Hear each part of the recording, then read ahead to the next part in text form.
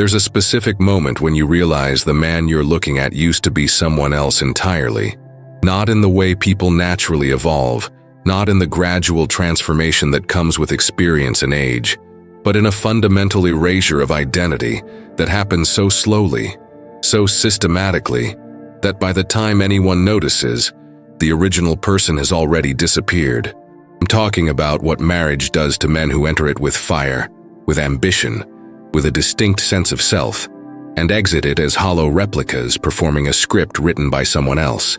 Nietzsche understood this transformation at a level that still makes people uncomfortable today, because he didn't dress it up in romantic language, didn't pretend that the institution of marriage serves the individual rather than the collective, didn't lie about what happens when a man trades his autonomy for the supposed security of permanent partnership. And here's the part that's going to make half of you defensive, and the other half uncomfortably aware of what you've been witnessing your whole life. Marriage doesn't just change strong men. It systematically dismantles the very qualities that made them strong in the first place, replacing vitality with compliance, passion with obligation, individual will with domesticated servitude to an institution that profits from his transformation while offering nothing of equivalent value in return. Watch what happens in the first 2 years after a man gets married. I mean, really watch, not the curated social media version, not the public performance of happiness, but the actual behavioral shifts that occur when nobody's paying attention.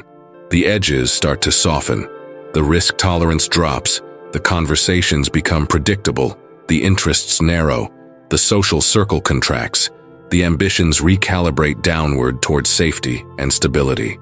What used to be a dynamic human being capable of surprising you, of pursuing seemingly impossible goals, of taking positions that challenged conventional thinking, becomes a manager of household logistics and emotional labor, a financial provider whose primary purpose is generating stability for a system that will consume him completely, and then acts surprised when he has a crisis at 45, wondering where his actual life went.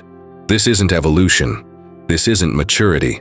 This is the slow suffocation of individual vitality under the weight of an institution designed to serve social stability at the expense of personal power.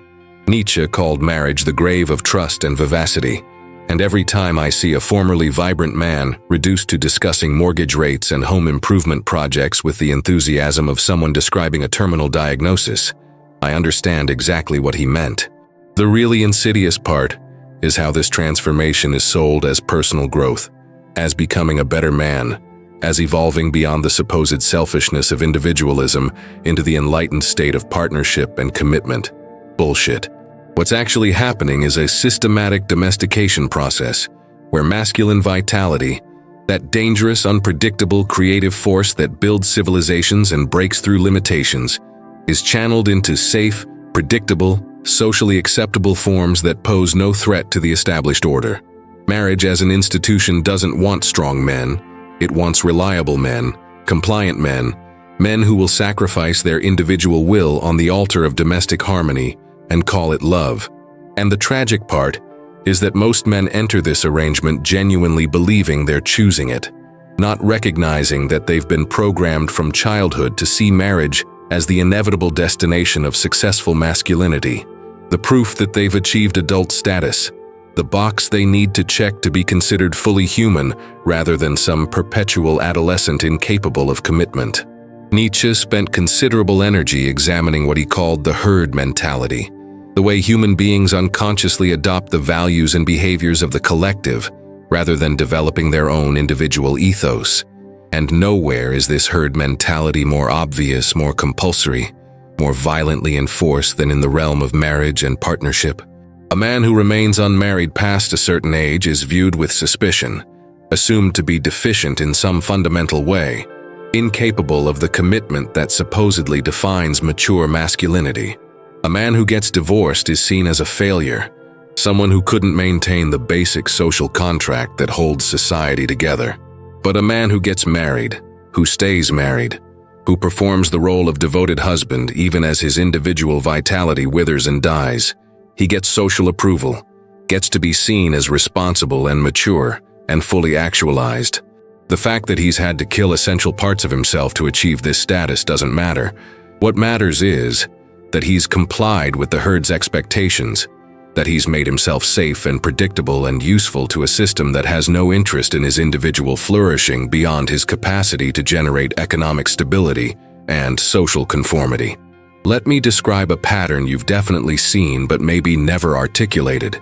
Two men, close friends, similar backgrounds, similar capabilities. One gets married, one stays single. Watch what happens over 5 years. The married man's conversation topics narrow dramatically. Work, house, spouse's emotional states, coordinating schedules, managing finances, navigating in-laws, dealing with whatever crisis is currently demanding attention. His availability drops to almost nothing, every plan contingent on checking with his spouse, every spontaneous opportunity declined because it doesn't fit the established domestic schedule. His risk tolerance approaches zero because he's no longer making decisions just for himself. Every choice has to be filtered through the question of how it affects the marriage, the household, the future plans that have been made without his full consent, but which he's now obligated to honor. His energy levels tank because he's running a constant emotional calculus trying to keep his spouse happy, trying to meet expectations that shift based on factors he can't control, trying to maintain some version of peace in an arrangement that generates conflict through its very structure. The single man's trajectory looks completely different. His conversations remain diverse because he's still engaging with the world as an individual rather than as half of a unit. His availability remains high because he's only accountable to himself, only limited by his own choices rather than by the needs and preferences of a partner who has veto power over his decisions. His risk tolerance stays elevated because his failures only affect him. He can pursue ambitious projects, can move for opportunities, can completely restructure his life if a better option appears without having to negotiate with someone whose risk tolerance might be completely different from his own. His energy remains high because he's not performing constant emotional labor for someone else, not managing another person's happiness, not subordinating his own needs and desires to the mysterious calculus of what maintains domestic harmony. The gap between these two men widens exponentially over time, until they barely recognize each other, until the friendship itself becomes impossible to maintain because they're operating in such fundamentally different realities that they don't even speak the same language anymore. Now here's where people get defensive. Here's where the married men reading this start formulating their counter-arguments about how marriage has enriched their lives, how they're happier now than they were single, how their spouse makes them better. And you know what? Maybe that's true for some small percentage of men who genuinely found partners who enhance rather than diminish their vitality, who challenge rather than domesticate them, who want them to remain dangerous and ambitious rather than safe and compliant. But for the vast majority, and if you're honest with yourself, you know this is true, what they're calling happiness is actually relief. Relief from the constant social pressure to get married, relief from the fear of dying alone, relief from being seen as deficient or immature, relief from having to continue the difficult work of building a meaningful life as an individual, rather than defaulting to the socially approved script of marriage and family. That relief gets mistaken for happiness. That reduction in anxiety gets mistaken for fulfillment. And before long, the man has convinced himself that his diminishment is actually growth, that his compliance is actually choice, that his transformation from a vital individual into a domesticated servant of an institution is somehow evidence of his evolution into a better version of himself. Nietzsche would ask, better according to whose standards? Better for whom? The man who emerges from marriage isn't better for himself. He's better for the social system that requires stable, predictable, compliant units rather than unpredictable individuals pursuing their own vision of what makes life worth living. He's a better employee because his need for stability makes him risk-averse and therefore more controllable. He's a better consumer because he's now buying for a household rather than just for himself, generating more economic activity, taking on more debt, becoming more dependent on maintaining his income stream. He's a better citizen because his domestic obligations ensure he won't rock the boat, won't take radical positions, won't pursue anything that might jeopardize the stability his marriage requires. The institution of marriage produces men who are better for everyone except themselves, And then, we call this sacrifice noble, call it mature, call it what separates the boys from the men, when really it's just the herd enforcing its values through social pressure and cultural programming that makes resistance feel impossible. Where are you watching this from? Drop your city in the comments because I want to map where these ideas are landing, where they're causing recognition versus resistance, where the cultural programming around marriage is strongest, and where men are starting to question whether the script they've been sold actually serves their interests. Geography and culture play a huge role in how much pressure men face to marry, how much social punishment they receive for remaining single, how much their individual identity gets erased versus preserved within marriage, and I'm genuinely curious about the global distribution of this conversation. Let's talk about what Nietzsche called the will to power, because understanding this concept is essential to understanding why marriage transforms strong men into strangers. The will to power isn't about dominating others. It's about the fundamental drive toward self-overcoming, toward pushing past your current limitations, toward becoming more of what you're capable of being. It's the creative force that drives artists to create, entrepreneurs to build, athletes to break records, thinkers to develop new ideas. It's what makes a man feel alive, that sense that he's engaged in something difficult and meaningful, that he's testing himself against real challenges rather than just maintaining the status quo. And here's the critical insight. Marriage, as it's typically structured, is fundamentally opposed to the will to power because it prioritizes stability over growth, harmony over challenge, comfort over the productive discomfort that comes from pushing boundaries and taking risks that might fail spectacularly. The married man finds his will to power systematically redirected away from self-overcoming and toward maintenance of the domestic unit. Instead of asking, how can I become more capable, he's asking, how can I keep the peace at home? Instead of pursuing projects that excite him, even though they're risky and might fail, he's calculating which opportunities are safe enough to pursue without jeopardizing the financial stability his spouse expects. Instead of surrounding himself with people who challenge him and push him to grow, he's managing a social circle that his spouse approves of, that doesn't threaten the marriage, that reinforces the values of domestic stability rather than individual growth. His energy, his resources, his time, his psychological bandwidth, all of it gets consumed by the project of maintaining a marriage rather than the project of becoming who he's capable of becoming. And the real tragedy is that he doesn't even recognize this as a loss, because he's been so thoroughly programmed to believe that marriage and family are the ultimate expression of a meaningful life that he can't see how he's traded his potential for a counterfeit version of meaning that serves the herd's interests rather than his own. Think about the language we use around marriage. We talk about settling down, about putting away childish things, about becoming responsible, about growing up.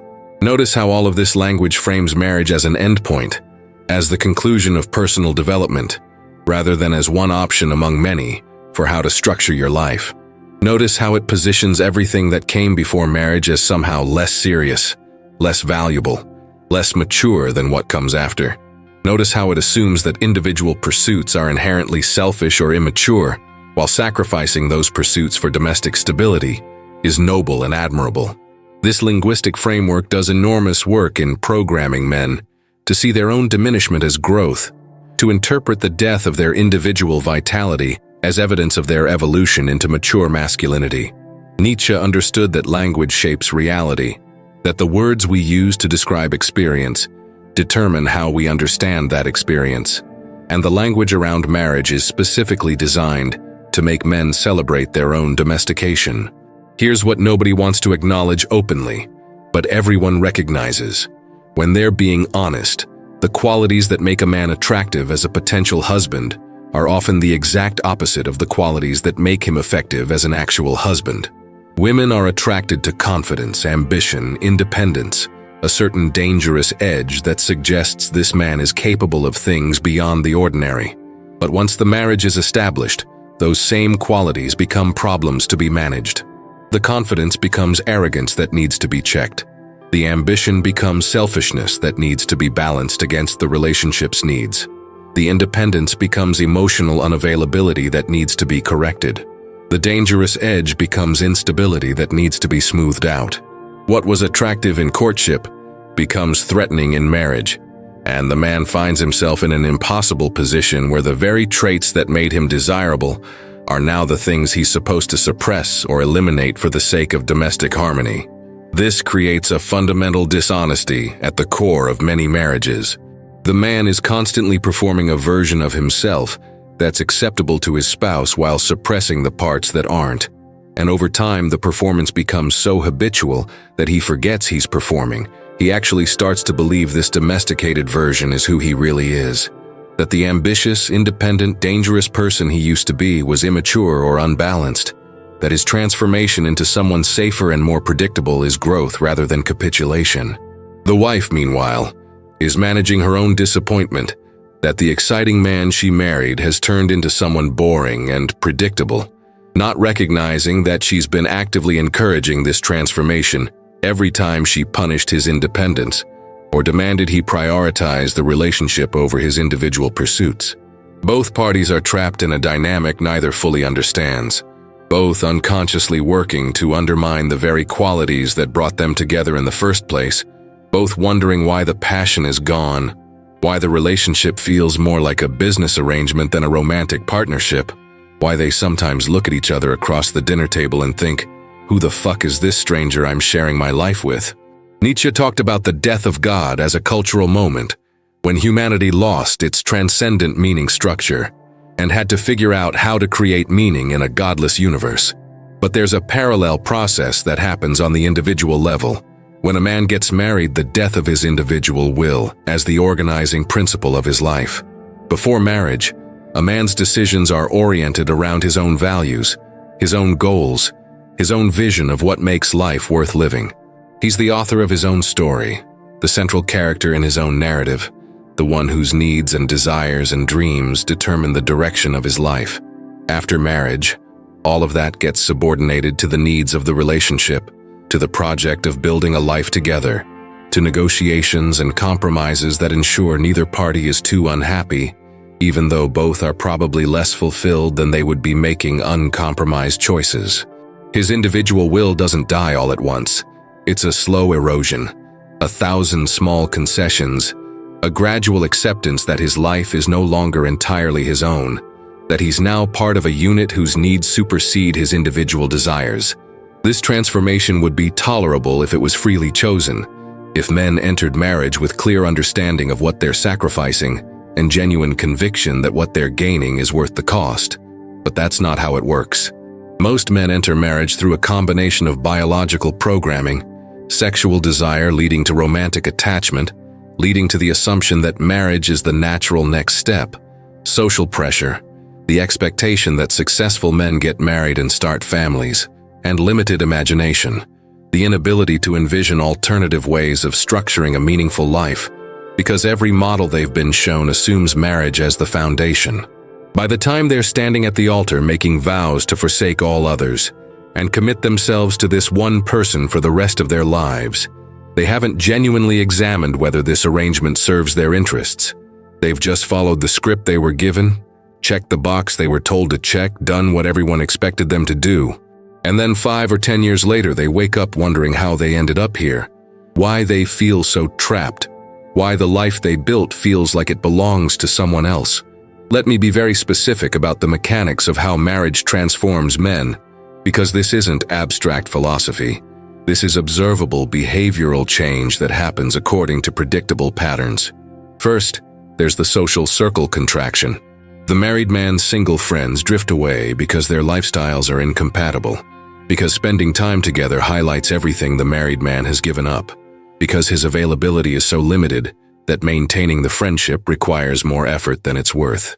His married friends become his primary social circle, not because they have more in common, but because they're operating under similar constraints, dealing with similar domestic obligations, speaking the same language of compromise and sacrifice, and making it work.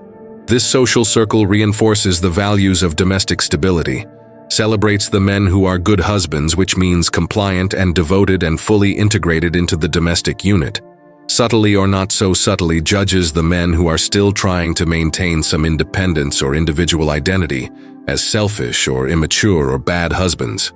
Second, there's the ambition recalibration. The married man can't take the same risks he could when he was single, because his failures don't just affect him anymore. They affect his spouse. They jeopardize the stability of the household. They threaten the future plans that have been made. So he becomes more conservative in his choices, more focused on security than on growth, more interested in protecting what he has than in reaching for what he might be capable of achieving. His spouse reinforces this shift by expressing anxiety about anything risky, by making it clear that stability is the priority, by creating an emotional environment where pursuing ambitious goals feels selfish because it introduces uncertainty into the domestic arrangement. The man learns to keep his ambitions small, to focus on incremental progress rather than transformative change, to measure success by how well he's maintaining the household rather than by how much he's growing as an individual. Third, there's the emotional labor explosion. The married man is now responsible not just for his own emotional state, but for managing his spouse's emotions, for navigating the complex dynamics of the relationship, for doing the invisible work of maintaining domestic harmony. This requires constant attention and energy, monitoring his spouse's mood, adjusting his behavior based on subtle cues, performing care and attention even when he's exhausted or preoccupied with other concerns, subordinating his own emotional needs to the project of keeping his spouse happy. This emotional labor is rarely acknowledged as labor because it's supposed to come naturally, it's supposed to be what love looks like, but it's actually a massive drain on the man's psychological resources, leaving him with less capacity for the kind of deep focus and sustained effort that ambitious projects require.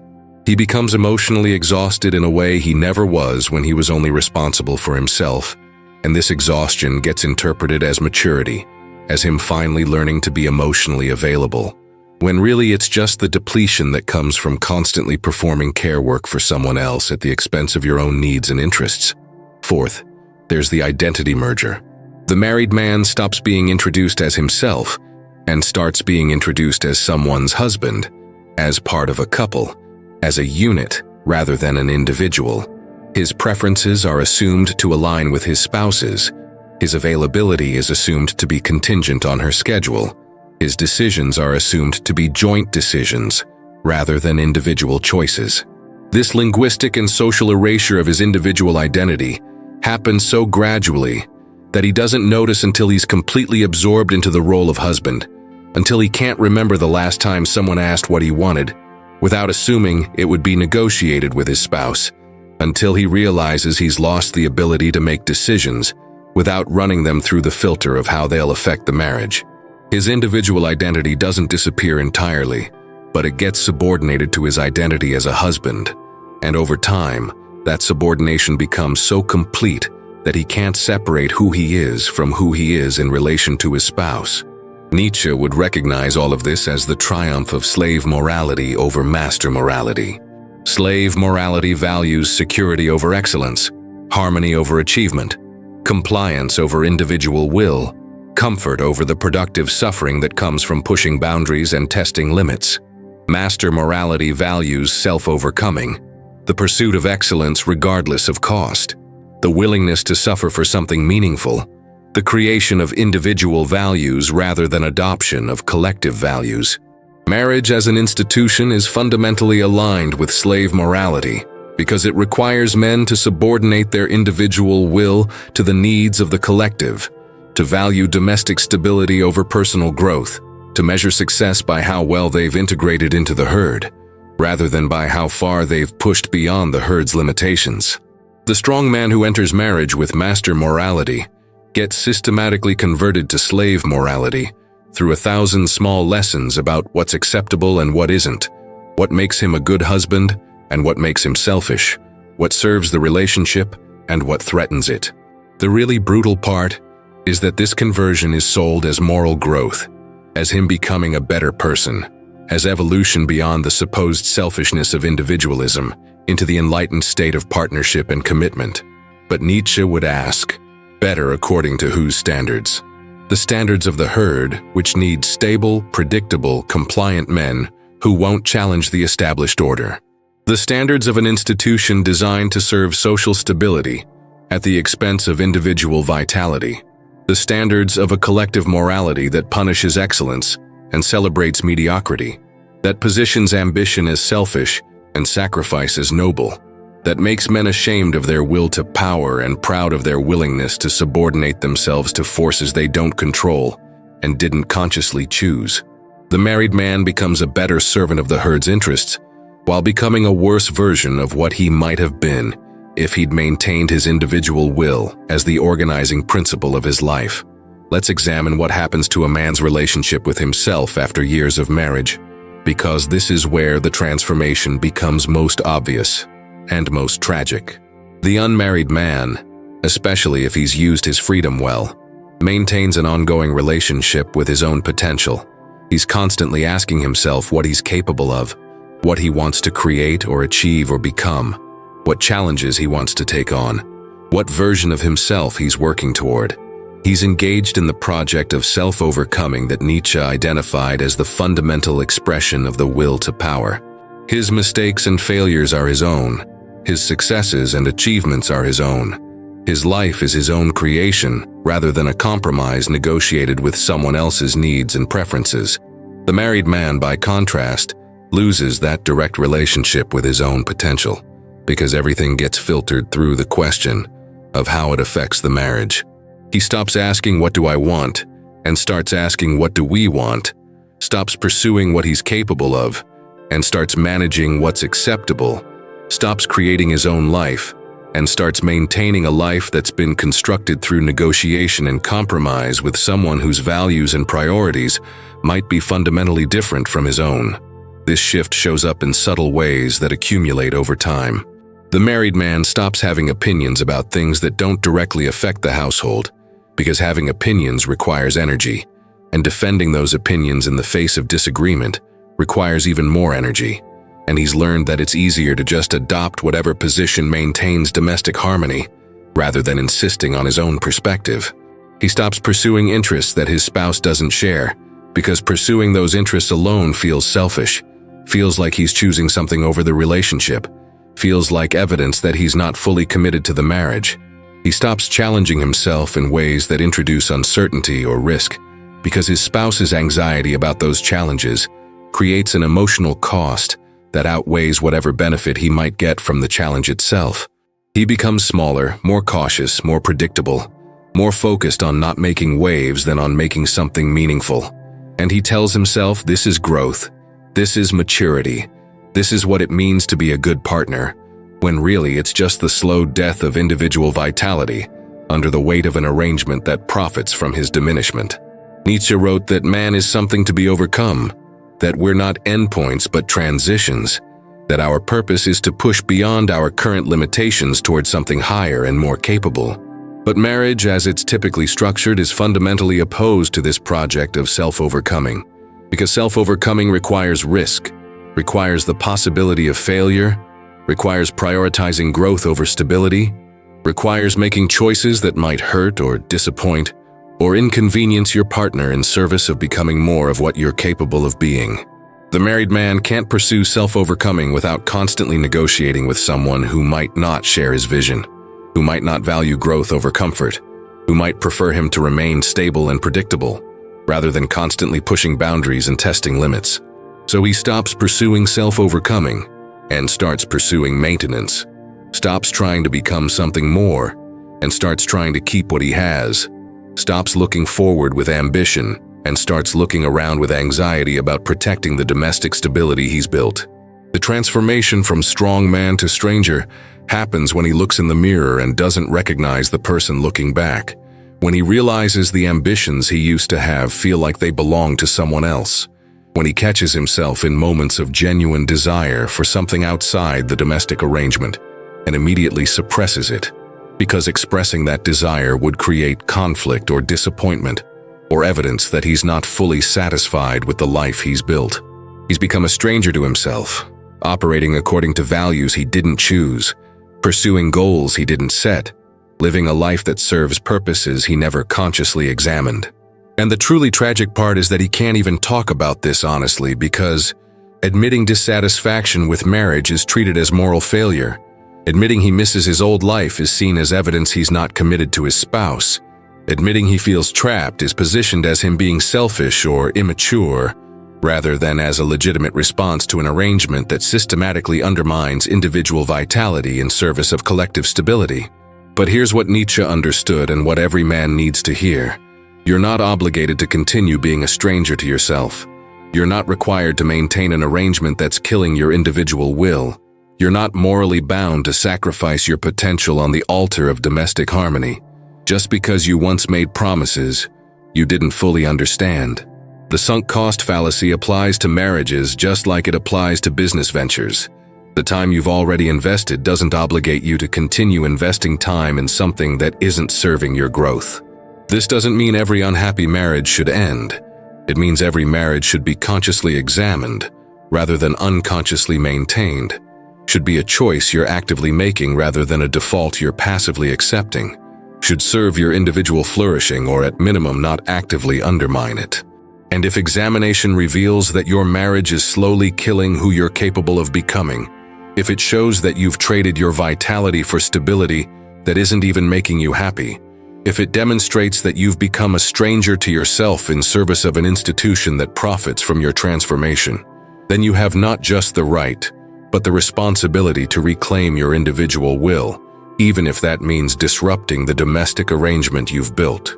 The path back to yourself requires brutal honesty about what you've lost and what you're gaining, about whether the trade is actually worth it, or whether you've just convinced yourself it's worth it because the alternative is too uncomfortable to examine. It requires distinguishing between choices you've made consciously and choices that were made for you by biological programming and social pressure and limited imagination about alternative possibilities.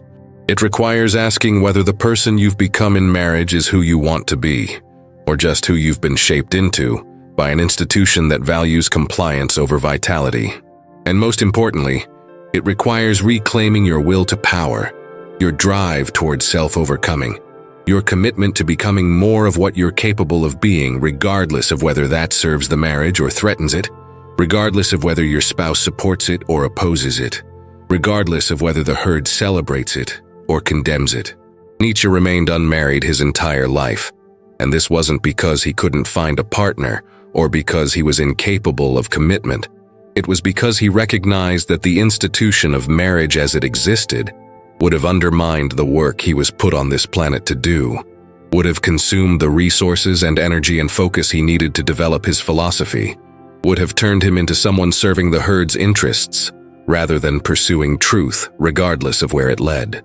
He chose individual vitality over domestic stability, chose self-overcoming over maintenance, chose to remain himself rather than transform into the stranger that marriage would have made him.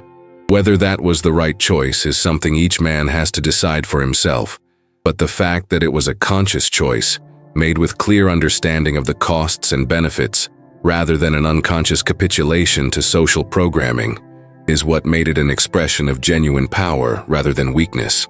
Write in the comments right now, I choose vitality over domestication, because declaring that choice, even symbolically, is the first step toward reclaiming the individual will that marriage has been systematically undermining. Then subscribe to this channel because we're continuing this conversation about what it actually takes to remain yourself in a world designed to transform you into someone safer and more predictable and more useful to systems that don't serve your interests. Hit that like button because this message needs to reach the men who are currently strangers to themselves, who are living lives that don't feel like their own, who know something's wrong but can't quite articulate what it is. And keep watching, because what we're discussing next is going to challenge every assumption you have about success and meaning, and what actually makes a life worth living.